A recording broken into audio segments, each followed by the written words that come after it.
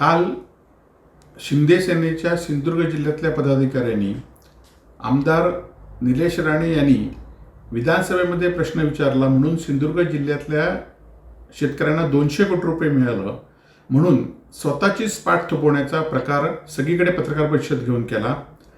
खरं तर हा प्रकार म्हणजे सिंधुदुर्ग जिल्ह्यातले काजू आणि आंबा बागायतदारांच्या जखमेवर आणि शेतकऱ्यांच्या जखमेवर मीठ चोळण्याचा प्रकार आहे। गेल्या वर्षी म्हणजे ह्या वर्षी काजू आणि आंब्याचं अतोनात नुकसान झालं आणि जानेवारी फेब्रुवारीपासून सिंधुदुर्ग जिल्ह्यातले शेतकरी यासाठी आंदोलन करत होते, लोकांना भेटत होते, चर्चा करत होते।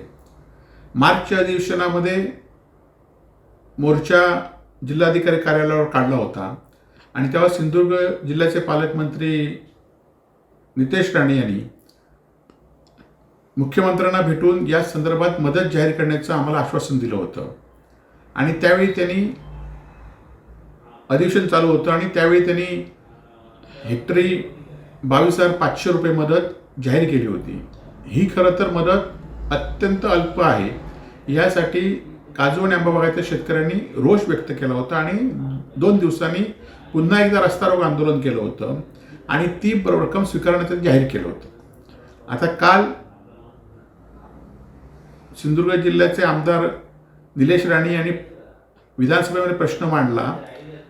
खरं तर प्रश्न असा मांडला पाहिजे होता की ही मदत कमी आहे, ही मदत जास्ती मिळाली पाहिजे होती म्हणून, परंतु ही मदत मिळाली म्हणून आज डंगोरा पिटतायत। खरं तर ही मदत आधीच जाहीर झाली होती, परंतु शेतकऱ्यांना हे 22,500 म्हणजे एका कलमाला 200 रुपये सुद्धा येत नाहीत आणि त्यामुळे शेतकरी याबद्दल नाराज आहेत आणि पालकमंत्र्यांनी आधी याआधीच ही मदत जाहीर केली होती, त्याचा शेतकऱ्यांनी त्याला नकार दिला होता आणि असं असताना आपल्याच पाठीवर शबासकीची फाट जे काही राजकारण शेतकऱ्यांच्या जखमेवर मीठ चोळण्याचं केलेलं आहे ते शेतकऱ्यांच्या वतीने आणि शिवसेनेच्या वतीने याचा आम्ही निषेध या ठिकाणी व्यक्त करतो।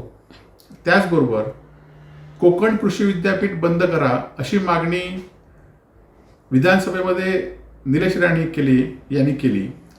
म्हणजे शेतकऱ्यांच्या जखमेवर अनेक मीठ चोळण्याचा प्रकार त्यांनी केलेला आहे।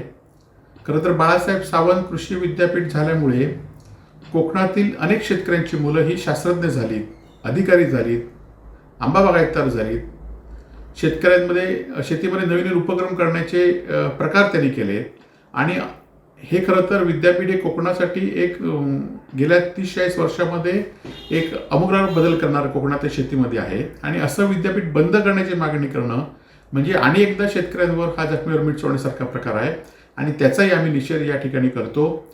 आणि माननीय पालकमंत्र्यांना आमची विनंती आहे की तुम्ही ज्याप्रमाणे आम्हाला मोर्चात सांगितलं होतं की 22,500 पेक्षा आम्ही मदत वाढून देऊ, 1 लाखापर्यंत हेक्टरी करू, ती तुम्ही लवकरात लवकर करा।